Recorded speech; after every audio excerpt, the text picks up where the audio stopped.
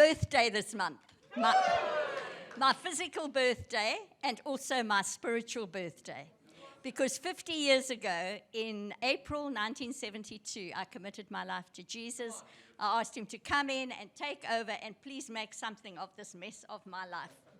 Rewind. I had everything a young girl could possibly want. I had a great job. I had a lovely flat. I had money in the bank. I had lots of friends. And I was having a great time.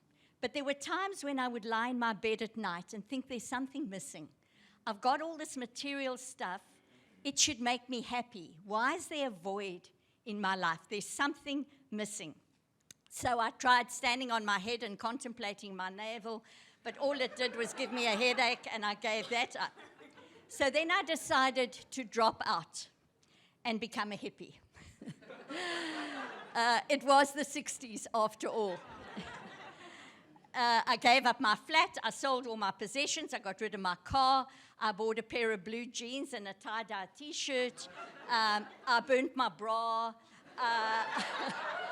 that's what we all did. I bought a backpack and a sleeping bag, and I went hitchhiking around the world for 2.5 years. I slept on park benches, I slept in cemeteries. Occasionally, when I really needed a bath, I booked in at a youth hostel and had a shower. I drove tractors in Europe. I worked in a fish factory in Helsinki in Scandinavia. I starred in a movie in Turkey. And I lived on a nudist island in Greece. I led a life of drugs, sex, and rock and roll. Fast forward a number of years, and I'm now married to this gorgeous English hunk. We've got 2 children, and life is great. And my husband comes home one day and says, God is calling me into full-time ministry. Freak. He'd actually, strangely enough, studied theology. He was at Oxford University, and he'd studied theology just as an extra subject. He was a non-believer, but it was just an extra subject. So now he felt God wanted him to go back. So for 3 years, he went to study again, to do it as a believer. And it was an incredible time because we had no back door. We had to rely on God for absolutely everything, for every provision in every way. And God was so faithful. We learned to trust him no matter what we were going through. And for 38 years after that, we pastored churches, we ran churches, we established churches. We were very blessed to travel a lot internationally. We spent a lot of time in Japan, in Tokyo, at a church there, and we were very blessed. But 4 years ago, Roger went to heaven. He went home to Jesus. And I remember sitting with him right near the end, and I said to him, well, doll, one thing you can know. When you get up there, Jesus is going to say, well done, good and faithful servant. Enter into the joy of your Lord. And he held my hand and he said, no, Jesus is with me now. He's going to walk through the veil with me. It was absolutely incredible. I had to learn to trust Jesus no matter what. It was a hard time, but I have learned over the last 50 years about trusting God. It's all about trusting God. I've had good times. I've had sad times. I've had hard times. I've had hurtful times, which you get in the ministry. I've had scary times. I've had difficult times. But God has always been there for me. Even when I've doubted. Even when I've turned my back on him. Even when I've been concerned and overly worried. He's brought me through and he's taught me, trust me. You know, we've been looking at Exodus. And I want to tell you, as Gabe keeps telling us, God is still on the move. He's still bringing people out of their Egypts. That's such a lovely testimony that we just heard.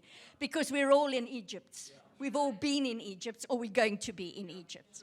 And God brings us through. He knows your current Egypt. And he wants to bring you through. He wants to deliver you. But you've got to trust him. Trust him, as we heard, to deliver you. He's still providing. He's still protecting. He's still forgiving. And he's still guiding us in our wilderness just as he did with the children of Israel. And I must tell you, this world is our wilderness. Is it not? It's not our home. The chorus goes, that old chorus goes, this world is not my home. I'm just passing through. My treasures are laid up somewhere beyond the blue. And God wants to bring us into the promised land. That's what it's all about. We're going through the wilderness, but he's promised if we are born again, we have a place in heaven prepared for us, and he's waiting to meet us. He never gave up on the rebellious, disobedient Israelites, and he never, ever gives up on us.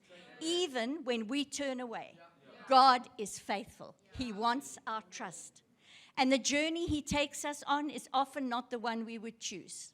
It's often not comfortable, it's not easy, it's not short, but he provides daily manna. You know, God met the Israelites' earthly needs in unique ways, and he still does it in our wilderness. Each and every day, the manna was provided each day. They couldn't store it up. It was just for today. And that's how God wants us to live. He wants us to trust him day by day. Don't look at 6 years in advance. You'll never get there. Just take one day at a time. Trust him to provide for you for that day, for today, physically, emotionally, spiritually, psychologically, whatever your need is. Trust him just for today. Trust is a choice. It's not a feeling. And God wants us to live in trust. And I can testify that God is completely trustworthy. He continues to comfort me, to provide for me, to protect me, to encourage me, to lead me, to love me. But it's day by day. Can't store it up. Today, Lord, I'm trusting you. Today. I have no family here. I am alone. My daughter lives in California. My son lives in Hilton. I have 6 grandchildren that I very seldom see because of distance. But I'm not alone. Jesus is with me. He's promised never to leave me and never to forsake me. And I want to challenge you today. One of my favorite verses is from Proverbs 3, verses 5 and 6. I took those when I became a Christian, and I still live by this. It says, trust in the Lord with all your heart. Do not lean on your own understanding. Acknowledge him in all you do, and he will make your paths straight. So we need to trust in him, lean on him, have confidence in him, and he will make your road clear. He'll tell you which path to take. The chorus goes, and I want to leave you with this: trust and obey, for there's no other way to be happy in Jesus but to trust and obey. And when you can't see his hand, trust his heart.